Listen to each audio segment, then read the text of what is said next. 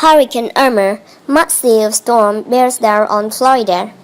Residents of mainland Florida are bracing for Hurricane Irma to hit as conditions in the south of the state deteriorate. The Category 4 storm, with sustained winds up to 130 miles per hour, about 209 km per hour, moved away from the Florida Keys and should make landfall on the west coast in hours. High winds and storm surge are affecting the Miami area, but Florida Governor Rick Scott said he was very concerned about the West Coast. More than 1 million homes are without power. More than 6.3 million people in Florida were told to evacuate, with warning of a life-threatening storm surge. Irma has already devastated parts of the Caribbean with at least 27 deaths. What is happening in Florida? Extreme winds and storm surges continue in the lower Florida Keys area, which includes Key West. All residents had been ordered to leave. Some surge could reach 15 feet, about 1.4 meter. One official had warned staying on the island would be almost like suicide. Media reports say a man was killed on Saturday in the Keys when his pickup truck crashed into a tree as the storm gathers pace. As the eye of the storm is moving north to mainland Florida, more than a million homes in the state are reported to be without power, and some 50,000 people have taken refuge in shelters. Cities such as Tampa and St. Petersburg lie in the path of the storm. The Tampa Bay area, with a population of about 3 million, has not been hit by a major hurricane since 1922. Governor Scott told NBC's Today Show that the authorities had prepared all week for the arrival of Irma. The prospect of such a large storm surge was really scary. Effects are being felt in the Miami area.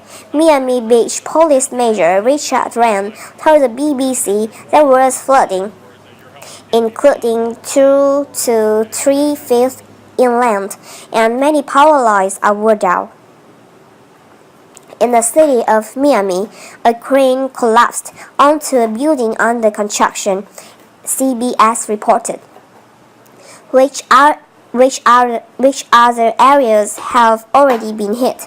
Irma is the most powerful Atlantic storm in a decade and has already caused widespread destruction on several Caribbean islands. In Cuba, officials have talked of significant damage without giving further details, but no casualties have been reported. Electricity is out across the capital, Havana. Saint Martin and Saint Barthélemy, 6 out of 10 homes on Saint Martin, an island shelved between France and the Netherlands, are now uninhabitable, French officials say. They said 9 people had died and 7 were missing in the French territories, while 4 are known to have died in Dutch Saint Martin. Turks and Caicos Island, widespread damage, although extent unclear. Barbuda, the small island, is said to be barely habitable, with 95% of the building damaged. Antigua and Barbuda Prime Minister Garson Brown estimates reconstruction will cost $100 million, one that has been confirmed. Anguilla, extensive damage with 1 person confirmed death.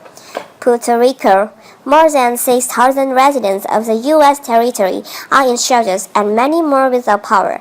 At least 3 people have died. British Virgin Islands, widespread damage reported and 5 dead. U.S. Virgin Islands, damage to infrastructure was said to be widespread, with 4 deaths confirmed. Haiti and Dominican Republic, both battered by the storm, but neither has as much damage as in Chile field. What about Hurricane Joe's Katia? Another storm, Joe's, further out in the Atlantic behind Irma, is a Category 4 hurricane with winds up to 100 miles per hour. It initiated followed a similar path to Irma and had threatened several islands already hit by its predecessor, but it has now struck harmlessly to the north. Barbuda, whose residents had already left the island as Joe's approach was spared, as were Saint Martin and Saint Bartholomew.